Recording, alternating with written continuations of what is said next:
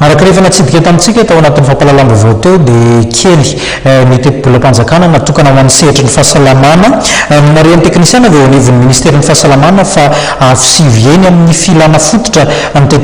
tetibola natokana ho amin'ny fahasalamana tsy maintsy misy noho izany lamina napetraka ao anatin'izy ity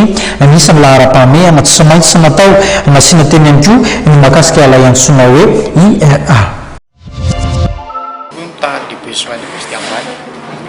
raha le zavatra resana to zany raha besoin tanteraka no tadiavina dia le fois plus indrindra le budget ilay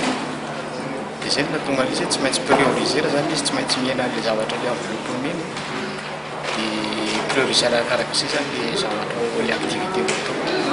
dia zay no nahatonga izy mba viable kokoa zany le budget fa manana no atao hoe PDSS zay zany document de base lay document stratégique zany izy dia avy amin'iny zany midina zany misy an'ilay atao hoe programme de mise en œuvre PMO dia amin'iny amin'ny PMO iny am'zay zany mikazeny hoe ity zany a priorité satria efa prioriseny zany natin'ny PMO iny zany le activité anay dia avy amin'iny hoe ity zany mandeha ity mandeha matetika inona le tena hoe sehatra lahara-pahamehana ny santé zao dia fahasalamana izy zaza tena priorité misy mitatitra ny vokatra koa milanja fa anisan'ny aretina dia pahasy ny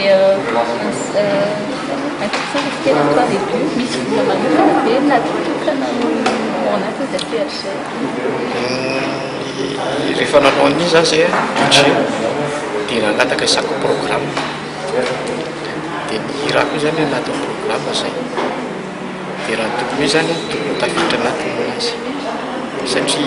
niainga avy any amin'le besoin le programme zay zany zavatra nanao